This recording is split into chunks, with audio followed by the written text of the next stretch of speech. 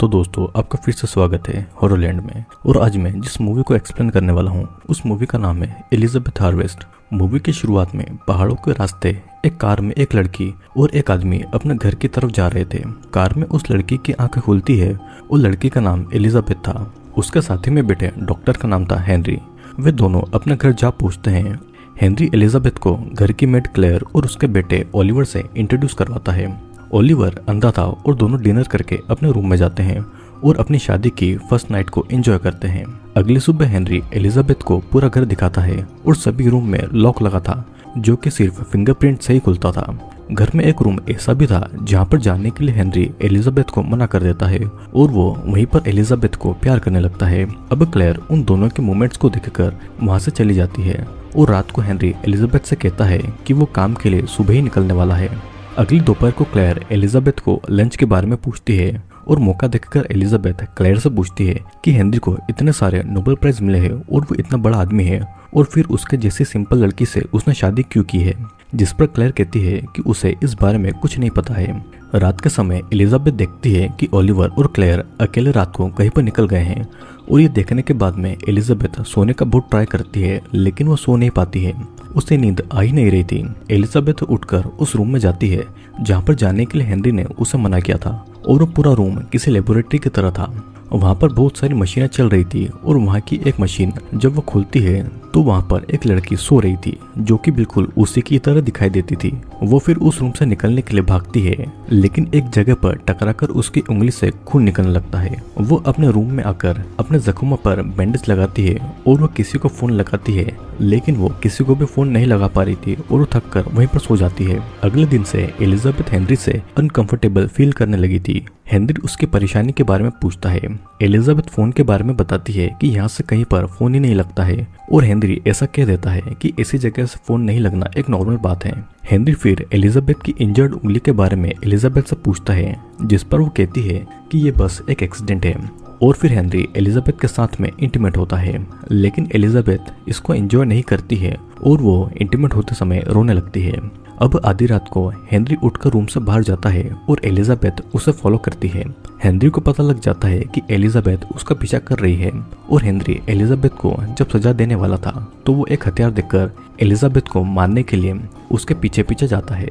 Elizabeth घर से बाहर निकलने की कोशिश करती है पर उसका फिंगरप्रिंट लॉक काम नहीं कर रहा था। अब एलिजाबेथ वाइन शेल्फ के पीछे छुप जाती है और उसी रूम में हेनरी भी आ जाता है पर वो एलिजाबेथ को नहीं देखता है और फिर वो लिविंग रूम में जाता है।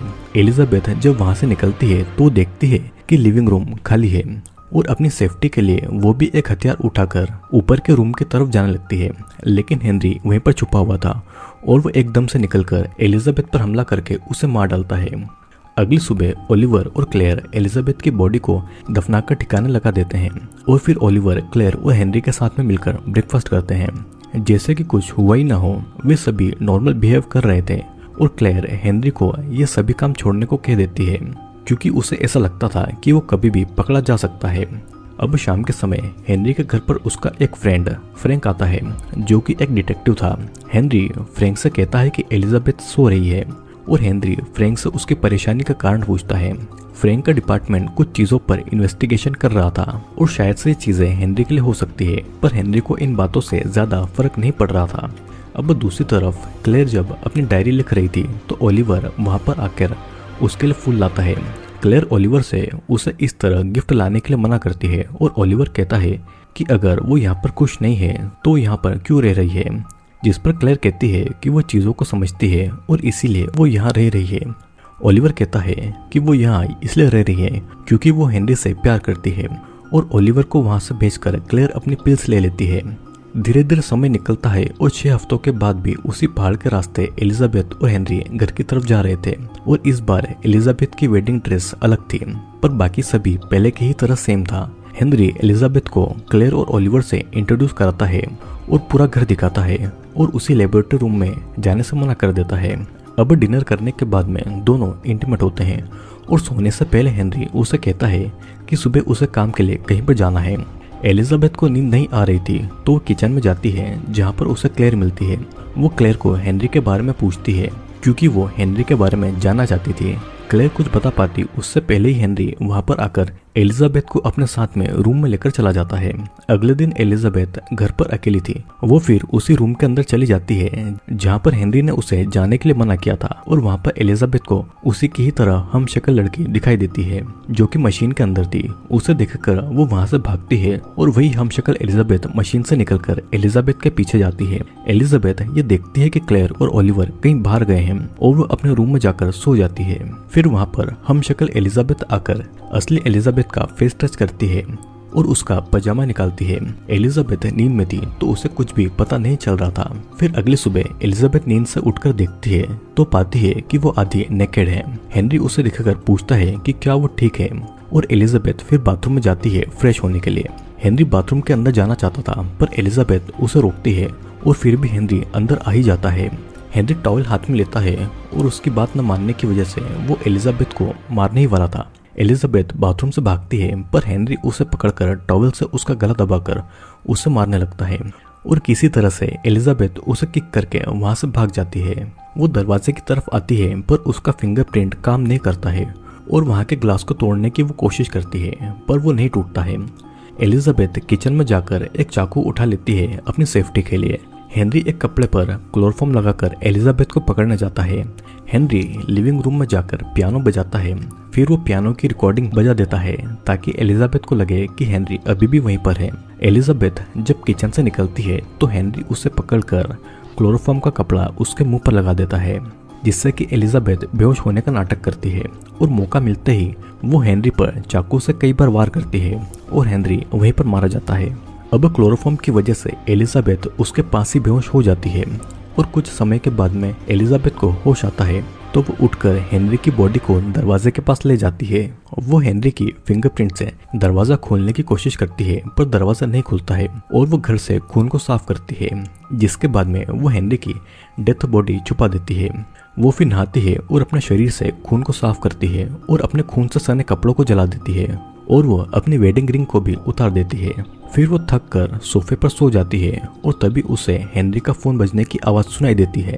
वो जब हेनरी के फोन को देखती है तो उस पर क्लेयर के बहुत सारे मिस कॉल आए हुए थे। फिर एलिजाबेथ 911 पर कॉल कर ये बताती है कि वो अपने घर पर लॉक हो गई है, पर उसके घर का एड्रेस भी उसे नहीं पता था और वो कुछ और बता पाती उससे पहले ही क्लेयर और ओलिवर घर पर आ गए थे। एलिजाबेथ ऐसा दिखाती है कि जैसे वहाँ पर कुछ हुआ ही नहीं हो और वो बुक पढ़ने का नाटक करती है। और वो क्लेयर से कहती है कि हेनरी ऊपर कमरे में सो रहा है और क्लेयर और ओलिवर उसे वहाँ पर देखकर शॉक्ड हो गए थे। क्लेयर किचन में जाती है और अचानक उसे हार्ट अटैक आ जाता है और वो किसी तरह 911 पर कॉल करके एम्बुलेंस को बुलाती है और कुछ ही समय में एम्बुलेंस वहाँ पर आकर क्लेयर को हॉस्पिटल लेकर जाती है। और उसी का मौका देखकर एलिजाबेथ घर से बाहर निकलने वाली थी पर ओलिवर उसे रोककर कहता है कि अगर वो यहाँ से बाहर गई तो वो भी उसे पुलिस से नहीं बचा सकता और उसे पता है कि एलिजाबेथ ने ही हेनरी को मार दिया है। एलिजाबेथ कहती है कि उसने ये सेल्फ डिफेंस में किया है और ओलिवर उसे हेनरी की डेथ बॉडी दिखाने को कहता है। एलिजाबेथ और ओलिवर हेनरी की बॉडी को बर्नर में डाल देते हैं। ओलिवर फिर एलिजाबेथ से उसके पास्ट के बारे में पूछता है और वो कहती है कि उसके पेरेंट्स कार एक्सीडेंट में मारे गए थे तो वो ऑर्फनेज में बड़ी हुई थी और असल में वो एक अनाथ है। ओलिवर को ये पता था कि एक्सपेरिमेंट के चलते ये सब एलिजाबेथ के दिमाग में डाला गया है और ओलिवर बताता है कि हेनरी ने 6 बार एलिजाबेथ के क्लोन बनाए थे, जिनमें से 4 को उसने पहले ही मार दिया है और वो 5वें नंबर की एलिजाबेथ है। सारी के सारी एलिजाबेथ हर तरफ से एक जैसी दिखाई देती है और दोनों को दिखता है कि फ्रैंक उनके घर पर आया है। ओलिवर एलिजाबेथ को कुछ बातें समझाकर फ्रैंक के पास भेज देता है। एलिजाबेथ फिर जाकर फ्रैंक से मिलती है और वो कहती है कि हेनरी की तबीयत ठीक नहीं है तो वो अभी भी सो रहा है। और ओलिवर जब पानी लेने जाता है तो फ्रैंक एलिजाबेथ से पूछता है कि क्या वो ठीक है और उसे पता चला था कि उसने 911 पर कॉल किया है। ओलिवर फिर वहां पर आकर ही कहता है कि 911 पर कॉल क्लेयर के लिए किया गया था क्योंकि उसे हार्ट अटैक आया था। ओलिवर फिर से रूम में चला जाता है और फ्रैंक कहता है कि इस घर में कुछ न कुछ अजीब जरूर है क्योंकि एलिजाबेथ को स्लीप डिसऑर्डर है, ओलिवर अंधा है और क्लेयर का हार्ट कमजोर है और आज हेनरी भी बीमार है, मतलब कि कुछ ना कुछ गड़बड़ जरूर है। फिर अचानक ओलिवर वहां पर आकर हेनरी को गोली मार देता है जिससे कि वो वहीं पर मारा गया था। ओलिवर फिर एलिजाबेथ को समझाता है कि फ्रैंक ने पहले की ही एक एलिजाबेथ को देखा था तो उसे उन पर पहले से ही शक हो गया था और इसीलिए उसे मारना जरूरी था। तीसरे नंबर की एलिजाबेथ जब घर से भाग गई थी तो फ्रैंक उसे रास्ते में मिला था और वो उसे वापस हेनरी के पास लेकर आया था।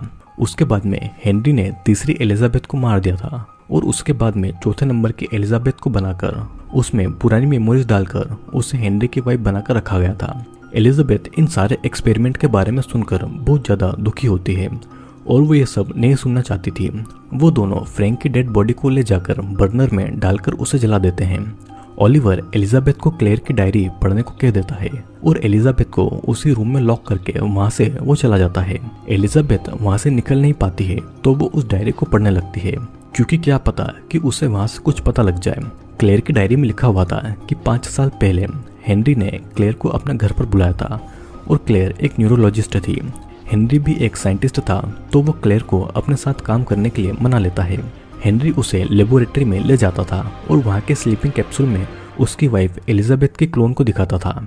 हेनरी की वाइफ अपने पहले बच्चे को पैदा करते समय ही मर गई थी। एलिजाबेथ को एक बीमारी थी और तब हेनरी ने अपनी वाइफ का डीएनए लेकर उसके 6 क्लोन मतलब कि एलिजाबेथ की 6 कॉपी बनाई, लेकिन सिर्फ उनमें से 2 क्लोन में ही बीमारी थी तो वो भी मर जाती और तब उसने बाकी की 4 एलिजाबेथ को स्लीपिंग कैप्सूल में डाल दिया तब तक जब तक कि बीमारी का इलाज नहीं मिल जाता। क्लेयर ने पहले तो इस काम के लिए मना किया था पर हेनरी उसे समझाता है कि ये एक्सपेरिमेंट उसके करियर में बहुत अच्छा होगा और तब क्लेयर भी मान गई थी। फिर 2 साल के अंदर अंदर ही क्लेयर का एक्सपेरिमेंट भी सही होता है और हेनरी और क्लेयर क्लोन में मेमोरी डालने लगते हैं। तीसरे नंबर की एलिजाबेथ फिजिकली हेल्थी थी पर उसे उसकी बातें याद नहीं रहती थी। एलिजाबेथ को एक दिन लेबोरेटरी में अपने जैसे क्लोन दिखाई देती है और वो वहां से भाग जाती है और ऐसे ही फ्रैंक को एलिजाबेथ मिल गई थी और वो फ्रैंक को कुछ भी नहीं बता पाती क्योंकि उसे कुछ याद ही नहीं था। हेनरी ने फ्रैंक को पैसे दिए थे ताकि वो एलिजाबेथ के बारे में किसी को भी नहीं बताए। अब फिर प्रेजेंट टाइम में ओलिवर एलिजाबेथ के लिए खाना लेकर आता है और एलिजाबेथ उस पर हमला करके डोर का कोड पूछती है। ओलिवर कोड बता देता है और एलिजाबेथ उसे बेल्ट से बांधकर डोर के पास जाती है। वो वही कोड डोर के लॉक में लगाती है पर डोर नहीं खुलता है क्योंकि ओलिवर ने उसे गलत कोड बताया हुआ था। एलिजाबेथ फिर से रूम में चली जाती है तो ओलिवर वहां से भाग चुका था। एलिजाबेथ फिर किचन से एक चाकू उठा लेती है और एलिजाबेथ उसी लेबोरेटरी में जाती है। वहां पर ओलिवर 6 नंबर की एलिजाबेथ क्लोन का ध्यान रख रहा था। ओलिवर उसे कहता है कि वो जाए उस डायरी को पूरा पढ़े जिसके बाद में वो उसे यहाँ से जाने देगा और मौका मिलते ही ओलिवर एलिजाबेथ को एनेस्थेसिया का इंजेक्शन देकर बेहोश कर देता है। एलिजाबेथ जब नींद से उठती है तो हेनरी ने उसके पैर पर चेन लगाकर उसे बांध कर रखा हुआ था और उसका रूम भी बाहर से लॉक कर दिया गया था। एलिजाबेथ चेन नहीं खोल पाती है तो फिर से डायरी पढ़ने लगती है जिसमें लिखा था कि कुछ दिन के बाद में तीसरे नंबर की एलिजाबेथ मर गई थी। हेनरी क्लेयर से कहता है कि वो खुद मरी है और क्लेयर को हेनरी पर शक होता है पर वो कुछ नहीं बोलती है और तीसरे नंबर की एलिजाबेथ को दफनाकर वो फिर से अपने एक्सपेरिमेंट को करने लगते हैं और ऐसे ही 6 महीने बीत जाते हैं। हेनरी अब अपने एक्सपेरिमेंट को पूरा होने की पूरी आशा खो देता है और इसी समय क्लेयर और हेनरी करीब आ जाते हैं और दोनों इंटीमेट भी होते हैं। अब प्रेजेंट टाइम में ओलिवर खाना लेकर एलिजाबेथ के पास में आता है और उसे डायरी से क्या पता चला ये पूछता है। एलिजाबेथ कहती है कि अब तक डायरी में उसके बारे में कुछ नहीं लिखा है और ओलिवर बताता है कि क्लेयर ने सही क्लोन बनाया था पर हेनरी ने उसमें हेरफेर की थी। वो जब बोर्डिंग स्कूल में था तभी सारे क्लोन्स तैयार हो गए थे। जब वो 12 साल की उम्र में घर पर आया था तो उसने दूसरे नंबर की एलिजाबेथ को देखा था और उसके मुताबिक वो एलिजाबेथ सबसे ज़्यादा सुंदर थी और उसी के बाद ओलिवर अंधा हुआ था। दूसरे नंबर की एलिजाबेथ और ओलिवर बहुत अच्छे दोस्त बन गए थे और तब हेनरी ने जलन में आकर ओलिवर को अंधा कर दिया था क्योंकि वो हेनरी से नफरत करता था। ओलिवर वहां से चला जाता है और एलिजाबेथ फिर से डायरी पढ़ने लगती है जिसमें लिखा था कि क्लेयर ने हेनरी से ब्रेकअप कर लिया था और उसे पता था कि वो कभी भी एलिजाबेथ की जगह नहीं ले सकती है। और एक दिन क्लेयर हेनरी से पूछती है कि वो आखिरकार चाहता क्या है और वो ये एक्सपेरिमेंट क्यों कर रहा है, जिस पर हेनरी कहता है कि वो अपनी पहली वेडिंग नाइट मतलब कि अपनी सुहागरात को बार बार जीना चाहता है। क्लेयर हेनरी से प्यार करती थी तो मजबूरी में उसकी हेल्प करने लगती है और इसी तरह चौथे नंबर की एलिजाबेथ भी रेडी हो जाती है। क्लेयर को पता लगता है कि एलिजाबेथ का बच्चा भी उसके साथ में पैदा होते ही मर गया था। दरअसल ओलिवर हेनरी का बेटा नहीं बल्कि वो खुद हेनरी का ही क्लोन है, मतलब कि ओलिवर हेनरी की ही कॉपी है। हेनरी चाहता था कि उसके मरने के बाद भी यंग ओलिवर और यंग एलिजाबेथ साथ में रहे और ये सब जानकर 5वें नंबर की एलिजाबेथ को शौक लगता है कि ओलिवर हेनरी का ही क्लोन यानी कि उसी की कॉपी है। अब दूसरे दिन ओलिवर कैची से डराकर एलिजाबेथ से पूछता है कि उसे डायरी से क्या पता लगा, जिस पर एलिजाबेथ बताती है कि वो हेनरी का क्लोन है, लेकिन हेनरी ने ओलिवर को बर्थ सर्टिफिकेट दिया है और उसके हिसाब से वो क्लोन नहीं है। एलिजाबेथ उसे सेड्यूस करती है और कहती है कि वो दोनों अब से साथ रहेंगे और मौका देखकर वो कैची ओलिवर से छीन लेती है और अपने पैरों की चेन को खोल लेती है, जिसके बाद में वो ओलिवर को डोर का कोड पूछती है। वो फिर ओलिवर को मार ही रही थी कि तभी 6 नंबर की एलिजाबेथ आती है। उसने अपनी वेडिंग ड्रेस पहन कर रखी हुई थी और उसके हाथ में एक गन भी थी। 6 नंबर की एलिजाबेथ ओलिवर को बचा रही थी। फिर 5वें नंबर की एलिजाबेथ उसे समझाती है कि ओलिवर एक अच्छा आदमी नहीं है, लेकिन वो क्लोन एलिजाबेथ उसकी बातें नहीं सुनती है और फिर एलिजाबेथ कैची से ओलिवर पर हमला कर देती है और उसे वो होस्टेज बना लेती है। लेकिन क्लोन एलिजाबेथ गोली चला देती है और गोली ओलिवर को जा लगती है और वो वहीं पर मारा जाता है। अब हम देखते हैं कि एलिजाबेथ घर से बाहर जाती है, पर क्लोन एलिजाबेथ उस पर गोली चला देती है और मरने से पहले एलिजाबेथ उसे क्लेयर की डायरी पढ़ने के लिए कह देती है। फिर हम देखते हैं कि अपने कपड़े बदलकर क्लोन एलिजाबेथ क्लेयर की डायरी पढ़ती है और उसे सब कुछ पता चल जाता है कि 4 नंबर की एलिजाबेथ को मारते समय क्लेयर ने सब कुछ देख लिया था और तब हेनरी ने अपनी सारी संपत्ति क्लेयर के नाम पर कर दी थी ताकि वो किसी को भी कुछ नहीं बताए। क्लेयर पुलिस को ये सब कुछ बताने वाली थी, लेकिन कोई भी उस पर विश्वास नहीं करता क्योंकि हेनरी की वाइफ एलिजाबेथ तो पहले ही मर चुकी थी। हेनरी को एलिजाबेथ को बार बार मारने में मजा आ रहा था और उसे कोई दुख भी नहीं था क्योंकि ये सारी एलिजाबेथ असली एलिजाबेथ की क्लोन थी। अब प्रेजेंट टाइम में क्लेयर घर पर आ जाती है और एलिजाबेथ उसे उसकी डायरी दे देती है और कहती है कि उसे कुछ अच्छा करना चाहिए और ये कहकर वो बाहर की दुनिया की तरफ निकल जाती है और वो उसे ये कहती है कि अब वो बिल्कुल फ्री है। दोस्तों, इस मूवी में ये बताया गया है कि हेनरी नाम का एक साइंटिस्ट था जो कि न्यूरोलॉजिस्ट क्लेयर की मदद से अपनी मरी हुई पत्नी एलिजाबेथ के डीएनए से उसका क्लोन बनाने की कोशिश करता है। वो एलिजाबेथ की 6 कॉपी बनाता है क्योंकि कोई भी एलिजाबेथ ठीक तरीके से नहीं बनी थी और कुछ में तो बीमारी लग गई थी। वो अपना भी क्लोन बनाकर रखता है ताकि अगर जब हेनरी मर जाए तो वो एलिजाबेथ के साथ में हमेशा के लिए रहे। लेकिन मूवी के अंत में एक क्लोन एलिजाबेथ को ये बातें पता चल जाती है और एंड में वो अपनी एक आज़ाद जिंदगी जीने लगती है और इसी के साथ में ये मूवी यहीं पर खत्म होती है। दोस्तों, अगर आपको इस मूवी को देखना है तो मैं नीचे वीडियो का लिंक दे दूंगा और आप मेरे टेलीग्राम चैनल को भी ज्वाइन कर सकते हैं जहां से आपको बहुत सारे वीडियोस मिल जाएंगे। तो चलिए अब हम मिलेंगे अगले वीडियो में।